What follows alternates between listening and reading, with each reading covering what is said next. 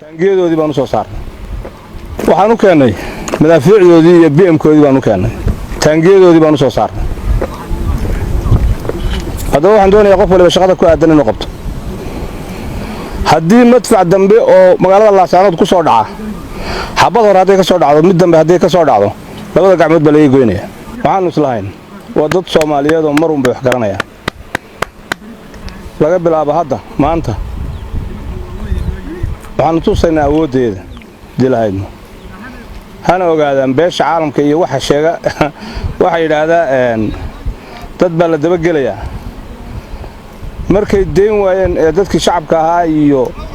dumarkii caruurtii ka deen waayeen iyo masaajidada iyo caafimaadka ay ka deen waayeen madaafiic nooc kasta ay u tahay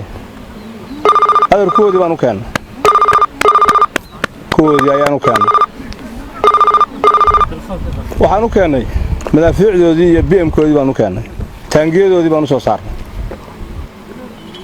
qofka taangiga wadana saasan ka rabnaa ka BM-ka wadana saasan ka rabnaa qori walba qoriga ku aadan waa inuu shaqadiisa qabtaa waxaan anagu ballan ku qaadayaa mar hadday soo ridaan mar labaad inaan madfac aan magaalada aan ku soo dhicin ilaahayna waxaan weydiisanayaa kolley waan ogahay inaan maalin maalmaha ka mid inaan dhimanayo laakiin dadkayga xorriyadiisa aanun meel ku ogaan ilaahay haydilin ilaahay intaan meel ku ogaanayo dadkayga xorriyadiisa ilaahay haydilin soo dhawaada saaxiibayaal war weyn oo culus ayaan idin hayaa saaxiibada YouTube-ka fadlan YouTube-kan subscribe saaro muuqaalkana like saar si uu u gaaro saaxiibo fara badan gambaleelkana furo si aad wararkayga aad u heshid waxaan rabaa inaan idin la wadaago ninkii ahaa Maxad Ambaarshe ee markii hore dhulbahantooda uu ka dhashay markaasi la dagaalamay ayaan war culus idin kaga hayaa soo dhawaada war culus oo xana ayaan idin hayaa Maxad Ambaarshe saacadaha soo aadan wuxuu imaan doonaa magaalada Laascaanood SSC ayuu isku soo dhiibi doonaa ciidankan aad u jeedi kartiin ee hordhaca ah ayuu iska soo hormariyay Somaliland iyo Isaaq waa u dhamaatay waxaan rabaa marka muuqaalkan inaad dhammaantiin aad share gareydaan subscribe YouTube-ka aad saartaan like aad saartaan nimankii Isaaq ahaa wax yara oolba ka soo haray Isaaq wax yara ka soo haray gooja cadayna ku jiraan gooja cadana waa laga saarayaa saacadaha soo aadan ilaahay idinkiis waxaan rabaa marka inaan idin la wadaago falsafada Maxad Ambaarshe uu ku soo baxayo iyo xilligan la joogo oo halgankii meesha ugu muhiimsanayd uu marayo waxa ku soo aadiyay in Maxad Ambaarshe intuu ka soo goosto Somaliland oo isku soo dhiibay ciidamada SSC soo dhawaada saacado ka hor waxa magaalada Laascaanood soo gaaray oo si weyn loo soo dhaweeyay oo salaadiintii iyo ugaasiyadii iyo nimankii waxgaradka ahaa ee Laascaanood ku sugnaa oo garaad jaamac ugu horeeyay ay soo dhaweeyeen ciidamo tiradooda gaaraysa 500 oo askari oo Somaliland oo ka tirsanaa nimanka argagixisada ah ee SNM balse isku soo dhiibay arkayna in dadkooda iyo deegaankoodaba ay qalad ka galeen isla markaana qaladkoodii qirtay wiilasha is soo dhiibay Laascaanood lagu soo dhaweeyay maanta waxay ahaayeen wiilal u dhashay beesha dhulbahante markii ay hadlayeen wiilashan dhulbahante waxay sheegeen isla markaana walaalaha dhulbahante iyo harti ay ka codsadeen inay iska cafiyaan waxay dhaheen waa qaldanay SNM-na wayna sirtay dhaheen nimanka argagixisada ah waxaana inagu ahaanay dhaheen ciidankii Maxad Ambaarshe sida gaarka u ilaalinay waxaan ogaanay dhaheen in nimankan argagixisada SNM aysan soo socon markii hore Soomaalinimo isaga raacnay dhaheen waa nimanna la qalday dhaheen qaladkoodii qirteen waxay shacab weynaha SSC waliba nimanka dhulbahante ay ka codsadeen inay iska cafiyaan shacab weynaha dhulbahante oo ah dad cafis badan ayaa cafis u fidiyay wiilashan waa la soo dhaweeyay aad arki kartiin 500 oo askari oo SNM ka soo goosata ayaan Laascaanood ku sugan warka marka kaasi waa wada ogtihiin laakiin warka xanta ah oo hela waxay tahay ninkii Maxad Ambaarshe ahaa oo nin dhulbahante ahaa ayaa wax uu qorsheynayaa inuu isku soo dhiibo ciidamada xaq u dirarka SSC waa guul kale oo wax ku oola ninka Maxad Ambaarshe wuxuu iska soo hormarshay waa ciidankan fiiri intaanu baabuur la yimaadeen intaanu ciidan la yimaadeen Maxad Ambaarshe isna wuxuu sheegay inuu is soo dhiibi doono garaadada dhulbahante ee ku sugan Laascaanood ayaana dhammaantood si wada jir ah u soo dhaweeyay wiilashii hordhaca ahaa ee Maxad Ambaarshe uu ka daba imaan doono ee dhulbahante garaad jaamac ayaa hadlay si qiiro leh ayuu u hadlay ila dhageyso iyo ilaahay hadduu kuu roon yahay waxgaradkii naga maqnaa markay arkeen cunsuriyadda cuqdadda iyo cadaawada ku jirta maamulka Somaliland ee uu hayo dadka deegaanka markay arkeen waxay sheegayeen in haraggii beenta ahaa ee ay huwanaayeen markii laga siibay ee uu soo baxay midabkoodii rasmiga ahaa iyo xumaantii ay qabeen ay u muuqatay in badan bay islahaayeen saxa in badan bay islahaayeen mindhaa rajaa ku dambayso oo waa dad dawladnimo iyo wanaag u socda markay arkeen waxay u socdaan inay tahay xumaan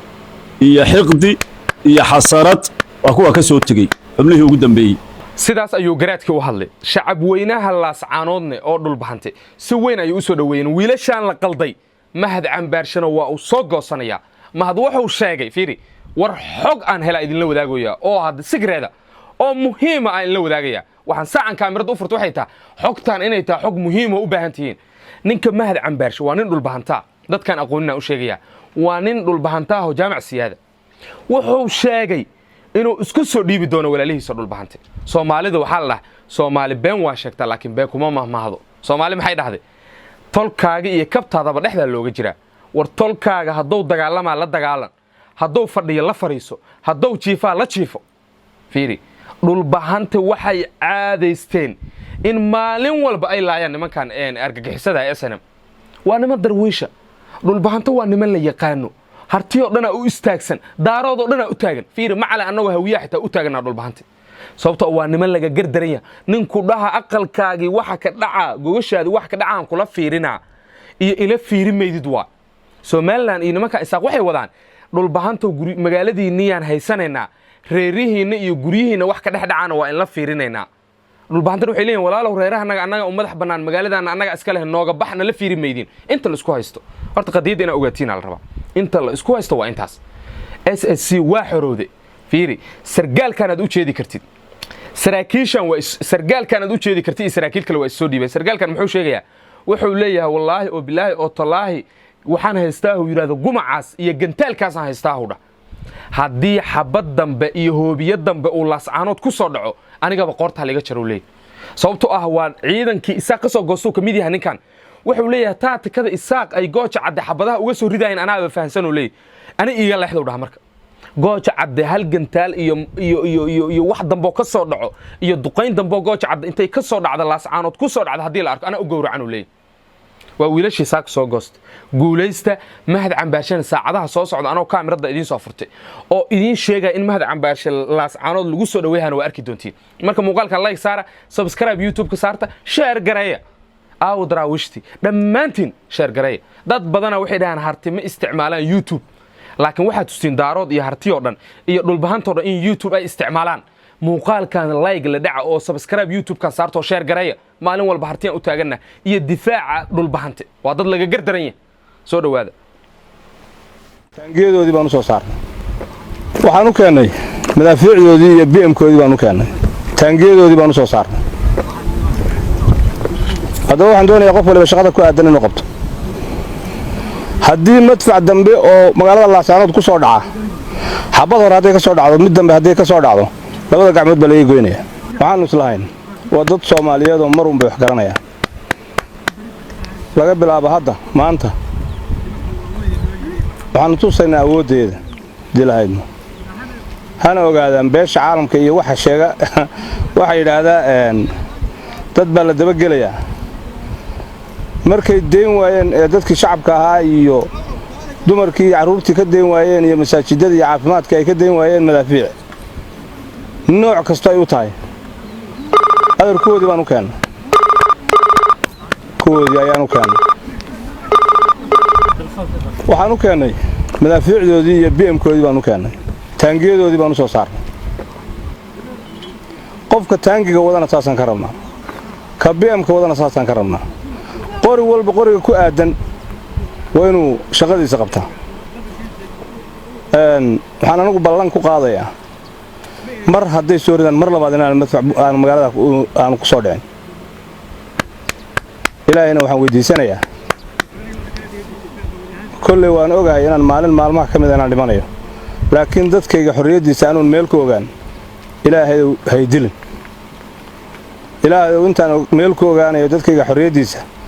ilaahay oo haydilin